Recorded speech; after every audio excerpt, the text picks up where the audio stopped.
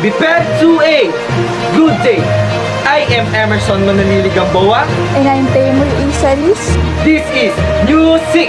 We bring you news about music. We are here to talk about Philippine folk music. To give information about music of Luzon, Lowlands, with a subtopic vocal music. It will be reported by Thea Marie Salis. And to give you information about music of Cordillera, Mindoro, Palawan, and Visayas, this will be reported by Mr. Kenneth Salonga. To give information about music of Mindanao with a subtopic Islamic music, it will be reported by Axel Brian Magno. And Kulintang Ansem, that will be reported by Cher Ann Pagtakuna. And lastly, for the music of Mindanao, Bamboo Ansem, this topic will be reported by Reyna Jean Bobadilla. And to finally give you information about Philippine Festival, this topic will be reported by Mr. Mark Lisong. So for our first reporter, let us hear from Ms. Thea Marie Celis. Thank you, Mr. Emerson Gamboa. Good day, everyone. I'm Tamer Isalis, reporting for the lowland music of Luzon, particularly the vocal music. Luzon's lowland music is made up of simple vocal and instrumental music, primarily a product of daily experiences from their folks like farmers, fishermen, artisans, vendors, and any other common people. Family or community members learn this music orally, which they sang in their native tongue. In addition to this, vocal music of the lowland of Luzon has different qualities in terms of rhythm, timbre, nature, inspiration, melody, theme, and variations. It depends on the purpose of the music itself, but all of these fall in one category of music: vocal music. There are 4 vocal music in lowland Luzon. These are: first, folk songs. These are written by the folk and are sung to accompany daily activities such as farming, fishing, and putting the baby to sleep. An example of this is the famous song Paru-Parong Bukid. Second, sacred music. These are religious music of the lowland of Luzon, which reveal the impact of Spanish colonization to the Philippines, which lasted for almost 3 centuries. An example of this is Passion. What is Passion? Passion is a Philippine epic that narrates the life, passion, death, and resurrection of Jesus Christ. Third, secular music. Secular music refers to any music that is not religious in nature. An example of this is harana, traditionally sung by a young man to a young woman outside the young woman's house as a profession of his love to her. This is usually accompanied by a guitar. Fourth and lastly, art music. The kundiman emerged as an art song at the end of the 19th century and by the early part of the 20th century. Kundiman songs are traditionally Filipino love songs written in Tagalog. Its melody is characterized by smooth flowing and gentle rhythm with dramatic intervals. It was originated from Balayan, Batangas, and Francisco Santiago is famously known as the father of Kundiman art song. That's all for Music of Luzon under vocal music. For our next topic, let us hear from Mr. Emerson Gamboa. Thank you, Ms. Celis. Once again, I am Emerson Manalili Gamboa, reporting for lowland music of Luzon, particularly the musical instruments. Musical instrument in lowlands of Luzon. So there are various instrumental music groups in the lowlands of Luzon. There are brass bands, which is brought by Spaniards and Americans, and bamboo ensemble like Musikong Bumbong, Pangkat Kawayan, and Angklung ensemble, which known in the Philippines. The brass bands is an ensemble of woodwind, brass, and percussion instrument. Brass band usually play in fiestas, religious events, and other social events. The first local band was organized in Gapan, Nueva Ecija on November 22, 1820 by Elidoro Chico E. Bustamante, a Tagalog priest, and his relative Lorenzo Zabat E. Chico. The band called Banda Zabat. During the American regime, the growth of bands was so phenomenal that there was rise of school, university, and found bands. The Philippine Constabulary Band was founded by the American Walter H. Loving on October 15, 1902. The band was recognized in 1946 by Colonel Antonio Benaventura, who was later named National Artist for Music in 1988. So now, let's take a look at the common brass band instrument.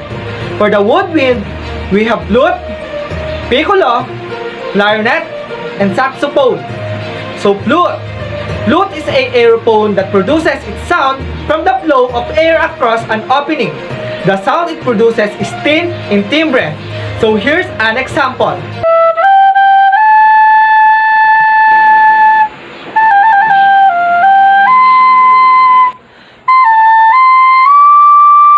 So next is piccolo.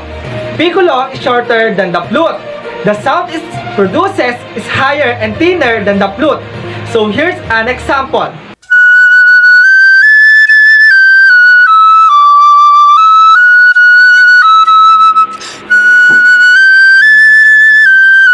Next is clarinet. Clarinet has a single reed mouthpiece, a straight cylindrical tube with an almost cylindrical bone, and a flared bell.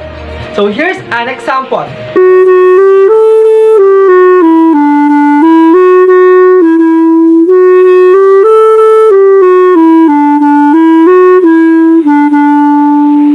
And last, the saxophone.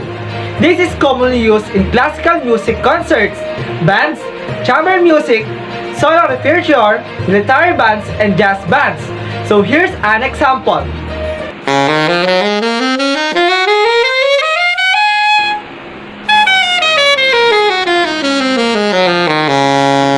For the brass winds, we have the trumpet, trombone, French horn, and saxophone euphonium. So the trumpet, it has the highest register in the brass family. This is played by blowing air through almost closed lips, producing buzzing sound. So here's an example.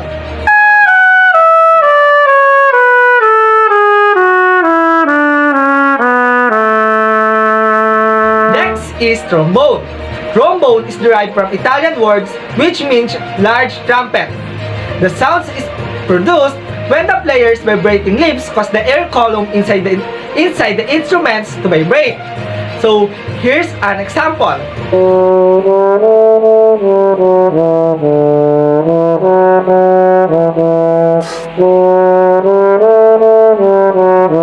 So next is French horn. French horn, commonly known as the horn, is a brass instrument made of tubing wrapped into a coil with a flared bell. So here's an example.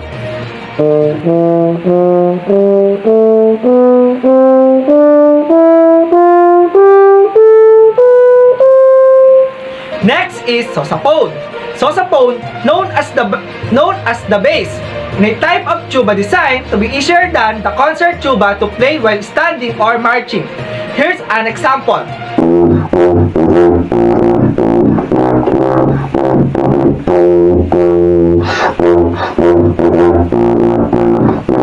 And lastly, euphonium.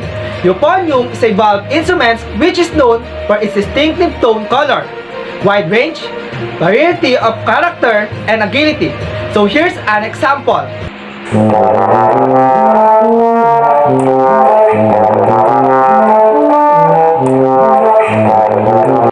For the percussion instruments, we have cymbals, snare drum, and bass drum.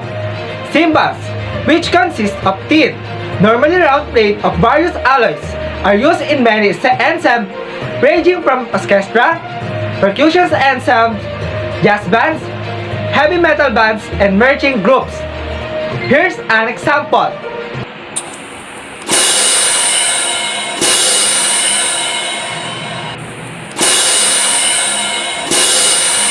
Next is snare drum, also known as a side drum.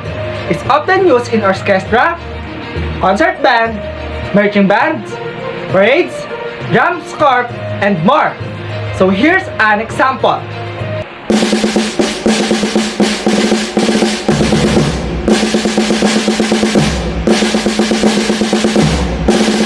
And lastly, bass drum produces a note of low definite and indefinite pitch. Here's an example.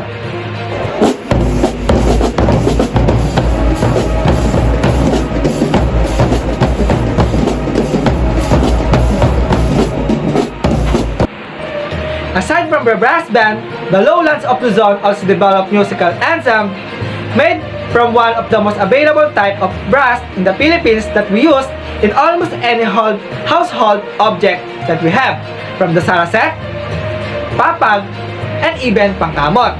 Do you know what it is? It's bamboo. So bamboo organ can be found in St. Joseph's Parish Church in Las Piñas City. It is made of 902 bamboo pipes. Every February, the city celebrates the International Bamboo Organ Festival. So here an example.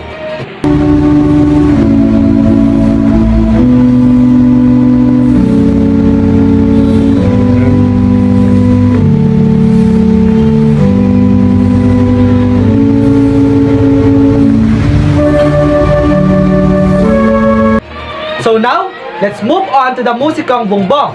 Musikang bongbong are Filipino marching bands that use woodwind instruments that are made of bamboo. The shapes and the size are similar to the brass band instruments but have different sound. So here's an example.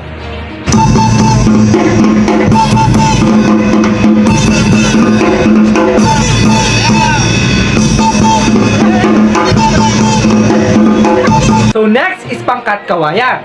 Pangkat kawayan, popularly known as the singing bamboos of the Philippines, is an orchestra that plays music using non-traditional bamboo instruments, founded in 1966. So here's an example.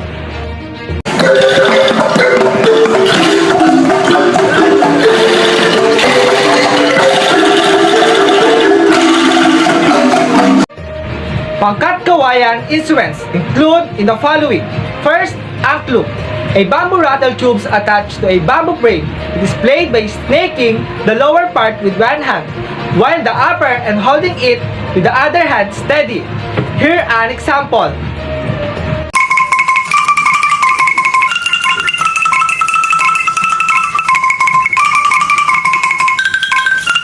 Second, bumbong or bamboo tube. Is made of hollow pieces of bamboo that has been put together and serve as the orchestra's wind section. Each bumbong represents one note. To produce the sound, it has to be blown through a mouthpiece. Here an example.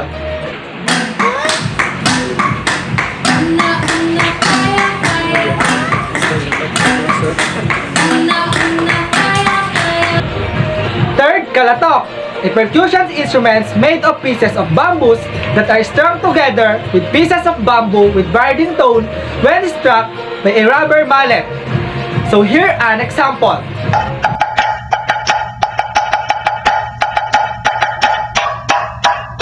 Fourth, talunggating or bamboo marimba. It made from bamboo that allows the musical scale and style of the typical xylophone. So here an example.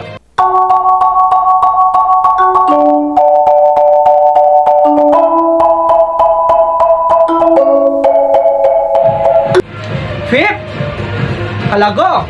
Kalagong played by tapping the top holes of the bamboos by two flat and flexible sulfur stopper. Here an example.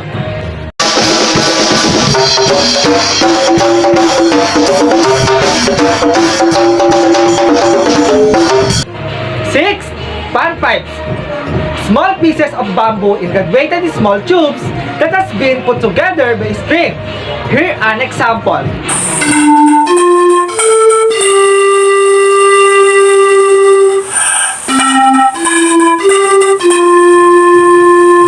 Seven, tulali or bamboo flute, made of bagakor of the smallest bamboo varieties. Here an example.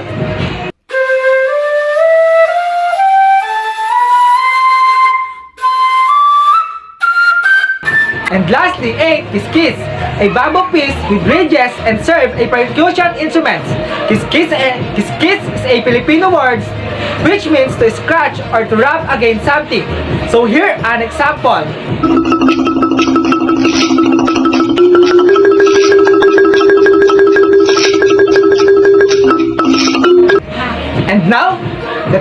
on to the last musical instruments in the lowlands of Luzon, the Angklung Ensemble.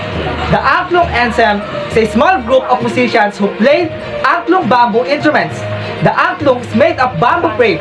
This instrument was originated in Indonesia. So here an example.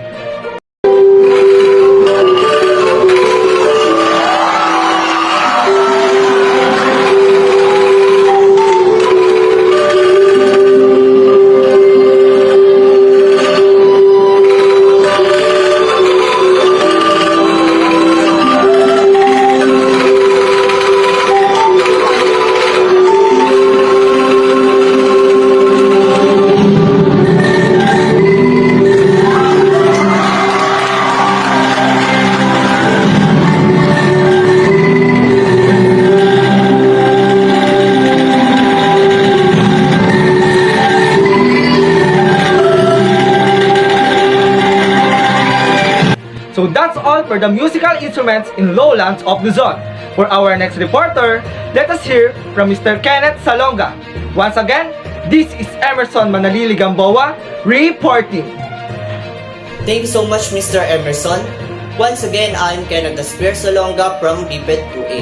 In this report, we are going to talk about music of Cordillera, Mindoro, Palawan, and the Visayas. You will discover a variety of vocal music and instrumental music.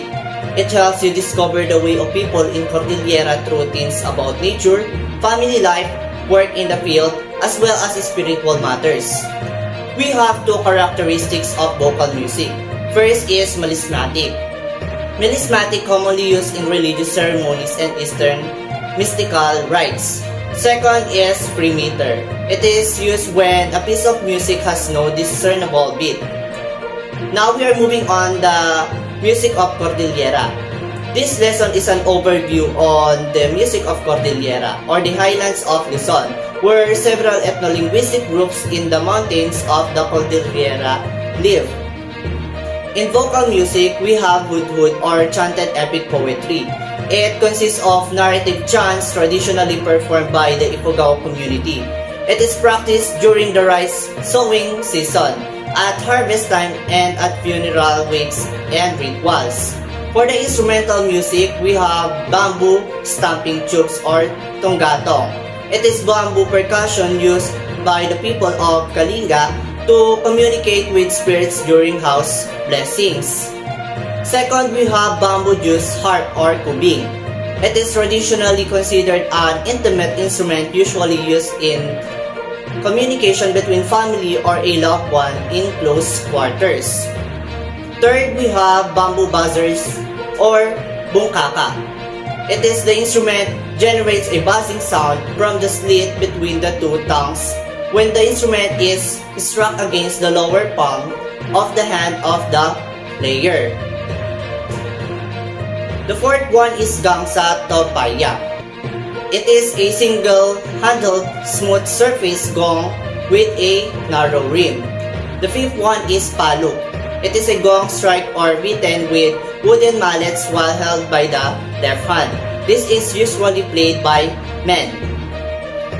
Moving on to the music of Mindoro. The music of the Mangyans, an ethno-linguistic group of several tribes, is a discovery of how the Mangyans express their feelings towards each other and the environment, their history, and their supernatural beliefs through voice and musical instruments. For the vocal music, we have Igway, Marayaw, Pamuibuyen, and for the instrumental music, first we have flute or bangsi. It is an external duck flute which has a chip glued onto the tube of the flute.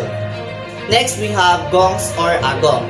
It is a set of two wide-rimmed, vertically suspended gongs. The third one is six or kalutang. It is a pair of equal-sized wood struck together. Next, we are going to talk about the music of Palawan. The music of Palawan is a brief survey of the music from different indigenous groups from Palawan such as the Batak, Tagbanwa, and Palawan. The analysis of the music is done by relating the music to concept of soundscape. Music suggesting representing elements of nature, spiritual and human emotional expressions through the language.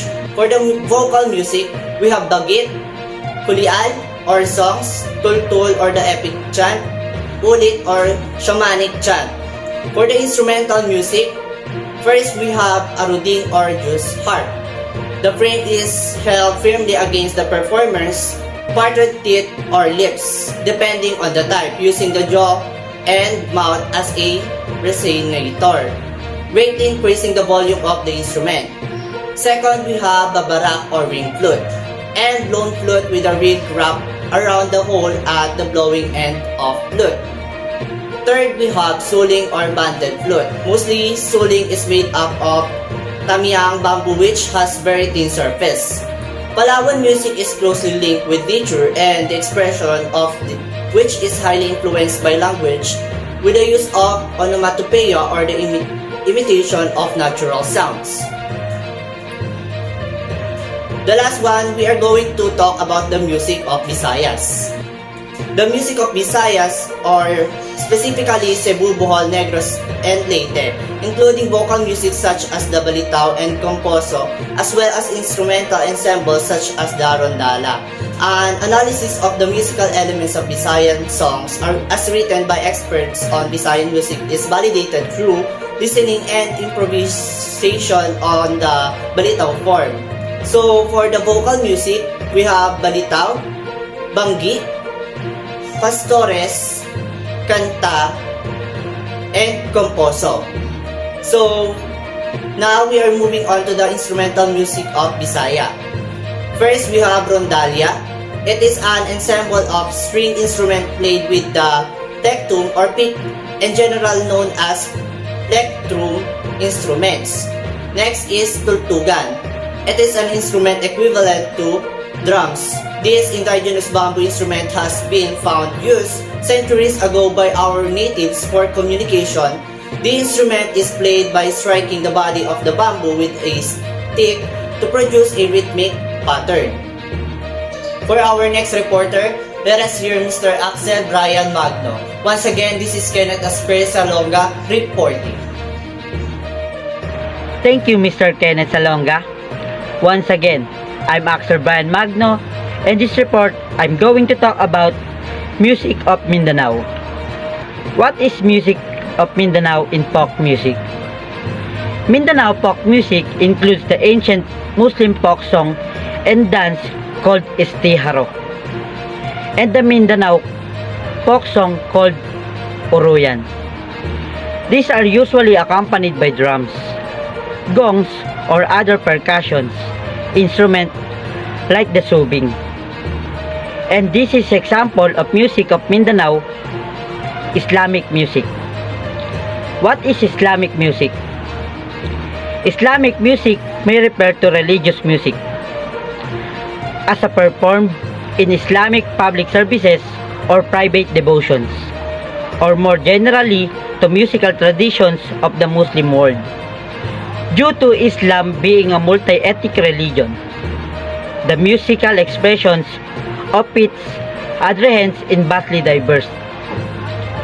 This is the one example of Islamic music, the tausug. What is tausug?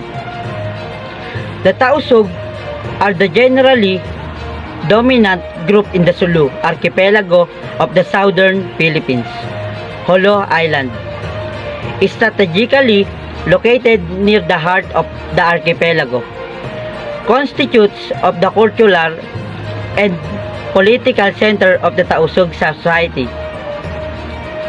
Kalangan or Tausug vocal music can be divided into narrative and lyric songs, and further into the Lugu and the Pagabang traditions. The Lugu traditions denotes accompanied religious songs, while the Pagabang traditions applies the songs that are accompanied by the Gabang and Biyula. For our next reporter, let us hear Miss Cherry Ann Pagtakunan. Once again, I'm Axel Brian Magno reporting. Good day to everyone. I'm Cherry Ann Pagtakunan from BIPED. 2A. Here is a continuation of our discussion. The topic is Music of Mindanao, the Kulintang Ensemble.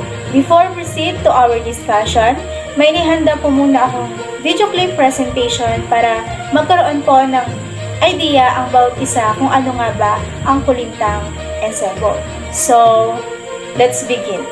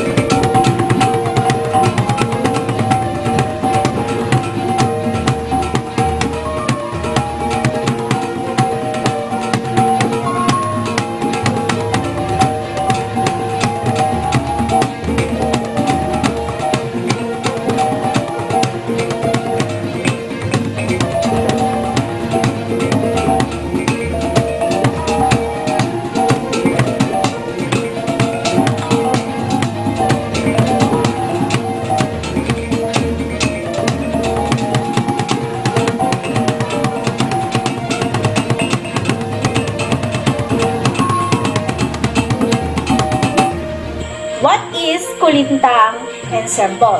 Kulintang is used to interchangeably to refer to the instrumental ensemble of gongs and drums or a solo melody instruments consisting of a minimum of 5 to 8. Kulintang music is originated from the southern Philippines, which is still performed by the Maguindanao people from Cotabato in the island of Mindanao. The instruments of Kulintang are all percussions instruments. They include various gongs called the Kulintang, Agung, Gandingan, and Babandir. The one drum in the ensemble is called the Bakan. So I have here an examples of instruments of the Kulintang ensembles. First is the Kulintang. It is a set of 8 bronze brass gongs laid out in a single row, usually from lowest to highest pitch. The wood chosen for the beater is lightweight for ease in executing fast virtuosic passage. So the Maranao spelling, it was called as Kulintang. The second one is the Bakan. This is an important compounding instrument as it provides the study of rhythmic foundation over which the Kulintang players spin out improvised variation. The body of the instrument tapers down towards the base and its head is usually made from the goat or lizard skin. Long-tin rattan sticks are used in the beaters. So, in the third one is the Ago. The two hanging gongs work together as a tight unit. The high-pitched gong is considered the female and the low gong is considered as the male. Together, they represent man and woman working harmoniously. The gongs, the largest size in the ensembles, are the lowest in pitch and may be compared with the string bass sections of an orchestra or the electric bass in a rock and roll band. And for the fourth ensembles is the Gandingan. These 4 hanging gongs are sometimes referred as the talking gongs because sometimes they may be used to convey a message. And for the fifth ensemble is the Babandir, the timekeeping gong. It is usually the first instruments played in the ensemble and acts as the ensemble's conductor. And now, let us moving on for the 2 distinctive style of the Kulintang ensemble. The ancient one is the Kamamatuan and the newer one is the Kangungudan. which is gradually replacing kamamatuan because it is a flashy and fast, appealing to young musicians and attracting for the younger audience. Tanggongo is a representative of the ancient kamamatuan style. Both styles of kulintang music remain popular in the southern Philippines, and it can be heard at ceremonial rituals such as weddings and homecomings, at martial arts training sessions, festivals, exhibitions, and dances, and for trance healings. Hundreds of rhythmic and melodic motifs must be memorized by the kulintang students. Once these patterns are learned, appropriate combinations of them must be understood. Although, as skilled musicians may appear to perform in informal, relaxed manner, the performance is based on a very formal structure. So according to Eleanor Academia Magna, by performing kulintang music, we keep a close connection to our Philippine heritage. It is a rediscovery for us and new discovery for the audience. And for the continuation of our report, let us hear for Miss Reyna Jean Bobadilla. Once again, I'm Cherry Ann L. Pagtakunan. Thank you.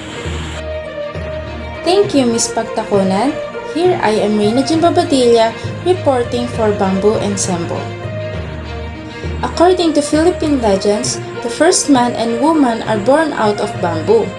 Bamboo is also considered among early Filipinos as a spiritual connection from our physical world to the spiritual.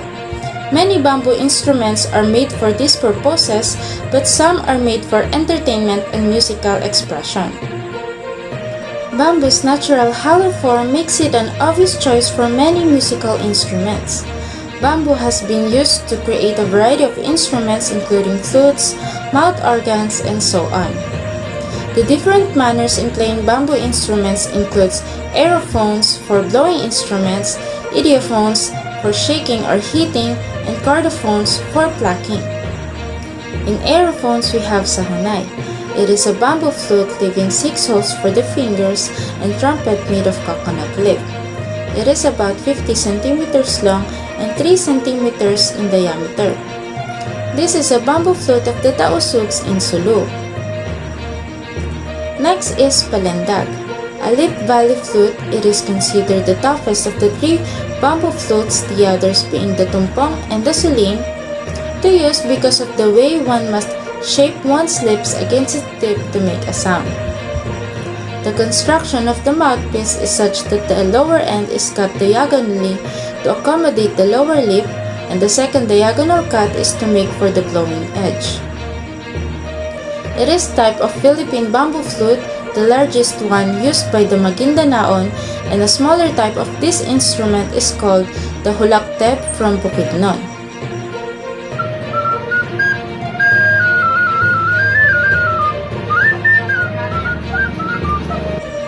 Next, we have an example of chordophones.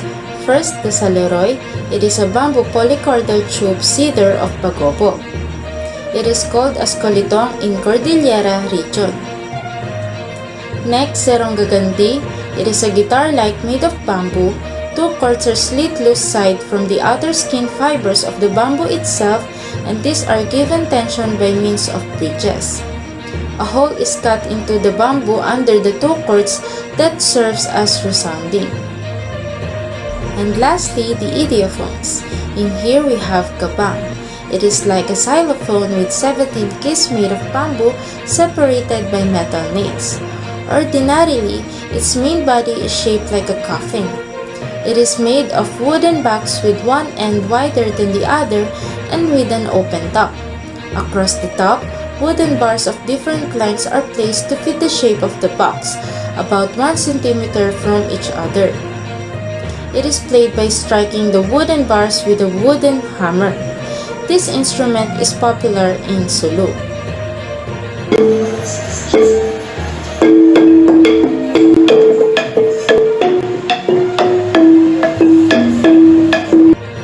Now let us have Mr. Lusong for the last report about the Philippine Festival.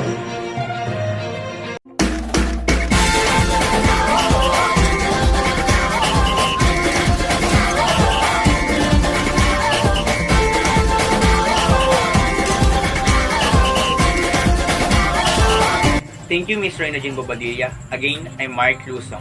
Ngayon naman ay ibabahagi ko ang 10 festival na meron dito sa ating bansa. So una, ano ang festival? Festival or commonly known as a fiesta is part of the Filipino culture. Sa madaling sabi, sa ibang katawagan ng festival ay fiesta na ginaganap sa maraming lugar dito sa ating bansa. Ito ay parte rin ng ating pagiging Pilipino at ng ating kultura. Each city or province has a local fiesta. Being a very religious-centered country, a fiesta is commonly about the celebration of a city or province, patron saint, or of harvest. There is a fiesta going on at any time in Philippines. So, meron tayong dalawang types ng festival, religious and non-religious festival.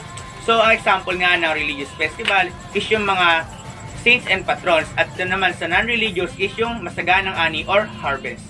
So ngayon naman ay dumako tayo sa ating mga festival na meron sa ating bansa. Number 10, Taong Putik Festival. The Taong Putik Festival is observed annually by the devotees by covering themselves with mud to mark the feast day of their patron saint. So ang Taong Putik Festival ay ginaganap sa Barangay Bibiglat, Aliaga, Nueva Ecija tuwing June 24. Ito ay isang uri ng religious festival. The Taong Putik or Mud people in Filipino then head over the town church to attend Thanksgiving Mass at 7 a.m. Along the way, they pass by home to ask for candles or alms. The Mass is followed by the lighting of candles and solemn procession on foot. It is a religious ritual called Pagsasanwan. It is celebrate to honor their patron, Saint John the Baptist. So, ang Taong Putik Festival ay ginaganap nga sa Barangay Bibiglat. Ito ay ang mga tao na nagbabalot sa kanilang katawan ng mga putik at ng mga tuyong dahon ng saging. Ito ang halimbawa ng Taong Putik Festival.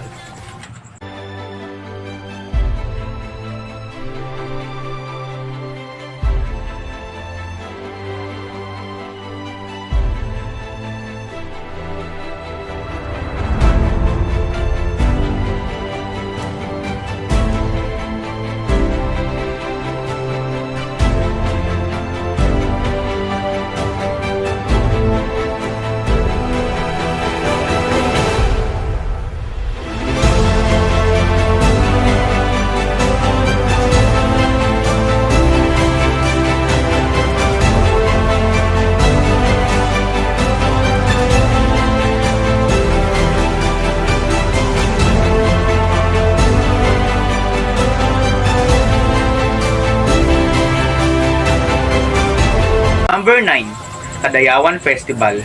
Kadayawan Festival is a celebration of life, a thanksgiving for the gifts of nature, the wealth of culture, the bounties of harvest, and serenity of living. So ang Kadayawan Festival nga ay ginaganap sa Davao City tuwing 3rd week of August. So ang mga ginagamit dito ng mga instruments ay drums, tabala, pino, and kulintang. Ang Kadayawan Festival is a vibrant and lively festival. So, ito rin ay isang harvest or non-religious festival. In 1986, the Davao City government launched a project that aimed to unite the people during the turbulent times of the martial law. Back then, the name of the festival was called Apo Duwaling. After 3 natural wonders, Yu Apo, Durian, and Waling-Waling, ito ay pasalamat at pagpapahalaga. Kadayawan comes from the word madayaw, which means good, valuable, and superior.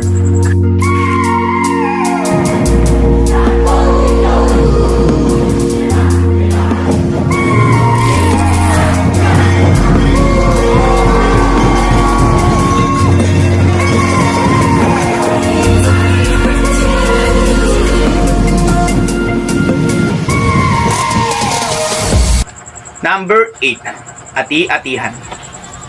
Ati-Atihan Festival is a Philippine festival held annually in January in honor of the Santo Niño. So, ang Ati-Atihan Festival ay ginaganap sa Kalibo, Aklan, tuwing 3rd Sunday of January. So, in terms of music, ang Ati-Atihan Festival is consists of tribal dance, parade with music.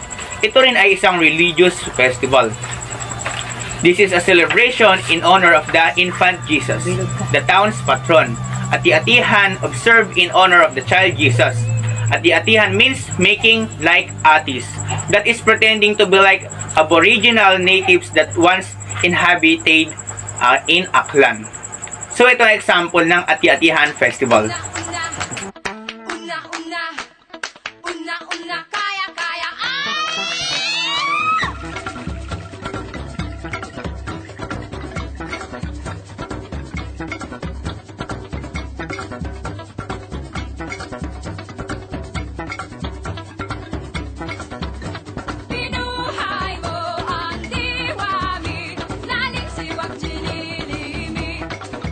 Number 7. Mascara Festival. Mascara is derived from the word mas meaning many and kara meaning faces. That's calling it Festival of Many Faces. So, ang Mascara Festival ay ginaganap sa Bacolod tuwing October 8 to 27. So, in terms of music, ang Mascara Festival is a folk song. The festival now uses a combination of Latin beat remixes as well as Philippine jazz to grace the street dances. The most exciting part of the yearly Mascara Festival is the dance competition. So, ang Mascara Festival is a carnival festival. Ito ang festival na gumagamit ng mga maskara at mga palamuti. Mascara Festival started at the time of crisis and disaster in 1980s. The world market prices for sugar, the province monocrop and main source of livelihood, went drastically down. Because of this, two artists thought of promoting mask making as an alternative source of income for the locals. So ito ang example ng ating Mascara Festival.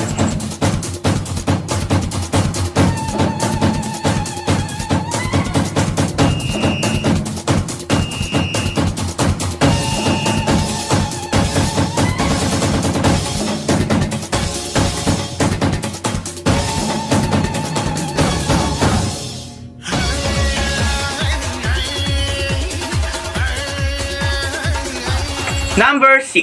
Pahiyas Festival. The Pahiyas Festival is celebrated to give thanks to the patron saint of farmers, San Isidro Labrador, for their bountiful harvest, meaning is really to give thanks. So, ang Pahiyas Festival ay ginaganap sa Lucban, Quezon tuwing May 15. Ito ay matawag din nating religious festival dahil ito ay pasalamat sa kanilang patron. At pwede rin siyang non-religious festival para pasalamat din para sa masaganang ani. So, ang karaniwan nilang ginagamit na music dito sa festival nito is Song Kahimana Wari.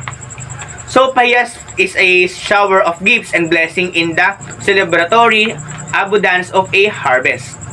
Through these artists, the Philippines celebrated the centennial of its declaration of independence by asserting its freedom to construct the future with the culture of gift giving. So, the houses in Lucban during the Pahiyas Festival are decorated with fruits, vegetable, and keepings. So, yun nga yung pinakasikat dito is yung kanilang mga keepings. Ginagamit nila itong palamuti sa kanilang mga tahanan kasama ang prutas at gulay. So, the word Pahiyas was derived from the word payas, which means decoration or to decorate. The reason behind such practice dates back to the 15th century, when farmers used to offer their harvest at the foot of Mount Banahaw.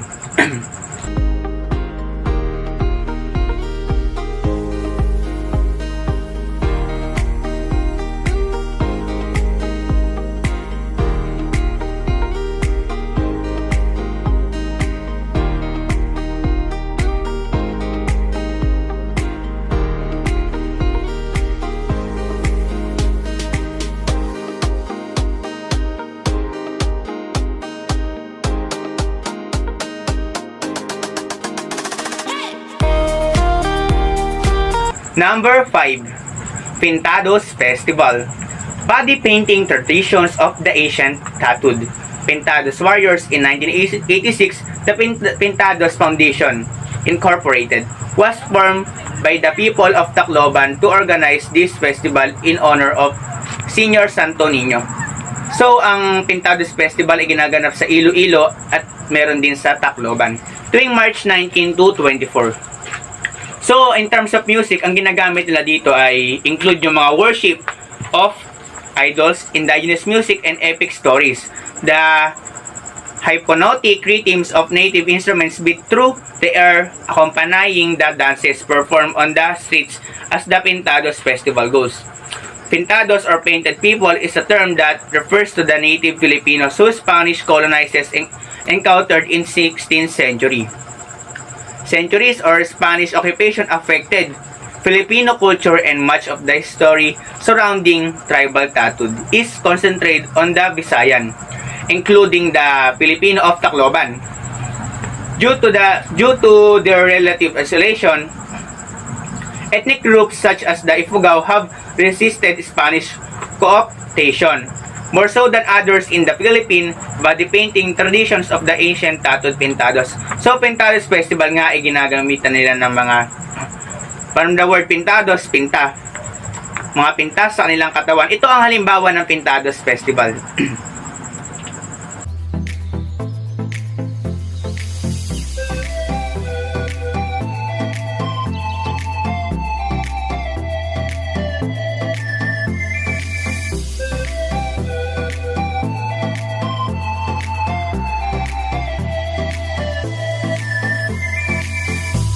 Number 4, Bangus Festival.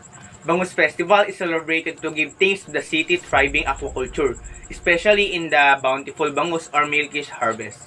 So, ang Bangus Festival ay ginaganap sa Dagupan City tuwing month of April. So, in terms of music, ang mga ginagamit dito na instruments is timpani, bass drums, gong, xylophone, snare drum, cymbals, triangle street drum. So, the festival features the ever famous bangus cuisine, which is the main highlight of that event. Street dancing where locals wear a colorful bangus festival costume, bangus grilling, deboning, variety shows, trade fairs, beauty pageants, sports fest, cooking show, medical mission, visual arts, band concerts. You can trace the Bangus Festival history back to 2002 when it all started. It was then Mayor Benjamin Lim who initiated this kind of festival to promote Dagupan's most precious gem, bangus or milkfish. So yung Bangus Festival nga ay from sa title nga niya na Bangus Festival, ito ay pag-celebrate sa masaganang ani na kailang produkto, yun ay ang bangus.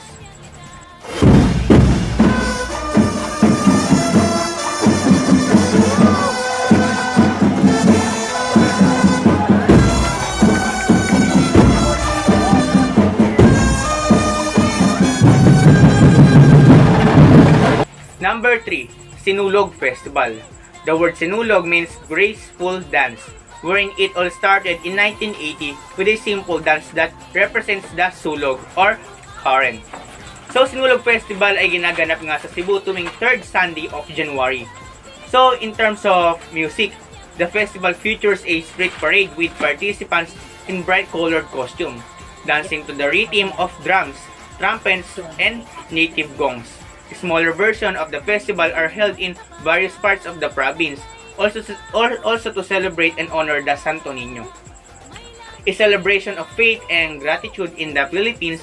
For years, millions of devotees of the miraculous image of the Child Jesus Santo Niño have been coming to Cebu City from all over the world to show their gratitude to the Holy Child in the week-long Sinulog Festival. Halos same ito ng Ati-Atihan Festival. So, ito ang example ng Sinulog Festival.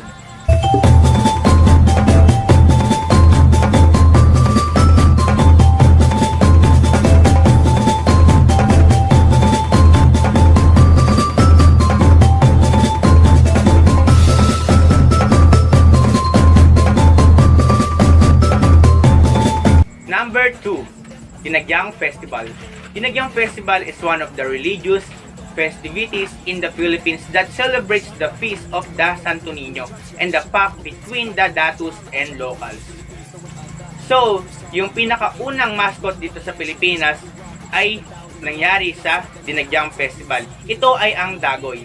Ang Dinagyang Festival ay ginaganap sa Iloilo City tuwing 4th Sunday of January. Ito yung nakapaloob in terms of music na ginagamit sa Dinagyang Festival. Dinagyang Pipes, first used by Tribu Ilonganon in 2005. The Dinagyang Pipes are made of PVC pipes and are hammered by rubber paddles. Each pipe produces a distinct sound depending on the length and diameter of each pipe. Dinagyang is a Hiligaynon word that means merry making, just like the Sinulog and Ati-Atihan festivals. So, hindi rin ito nalalayo sa Ati-Atihan at sa Sinulog Festival. Dinagyang was also voted as the best tourism event 3 times in a row among any other festival in the Philippines. It is also the most awarded festival in the country because of its legacy, popularity, and innovation. Dinagyang received honors and regarded as a world-class festival and dubbed as the Queen of all festival in the Philippines. So ito ang halimbawa ng Dinagyang Festival.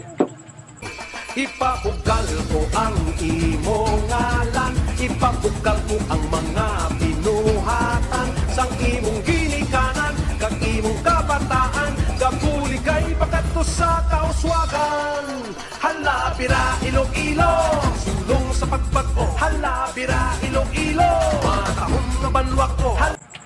Number 1, Panagbanga Festival is a annual flower festival. The term Panagbanga comes from a Kankanaey term meaning season of blooming. This festival reflects the history. So, ito nga ginaganap sa Baguio City tuwing February. So, in terms of music, ang mga ginagamit nila dito ay gongs, played during the annual flower festival, portrayed the identity of indigenous people as original settlers of the mountain city. So, the festival includes floats that are covered mostly with flowers, not unlike those used in Pasadena's Rose Parade. So, yung Panagbanga Festival nga is all about sa mga bulaklak or flowers. So, ang main of attraction nga sa Panagbanga Festival is yung mga float parade. So, the festival also includes street dancing presented by dancers clad in flowers-inspired costumes that is inspired by the Benjan, an Ibalay dance of celebration that came from the Cordilleras. It was created as a tribute to the city flowers and as a way to rise up the devastation of the 1990 Luzon earthquake.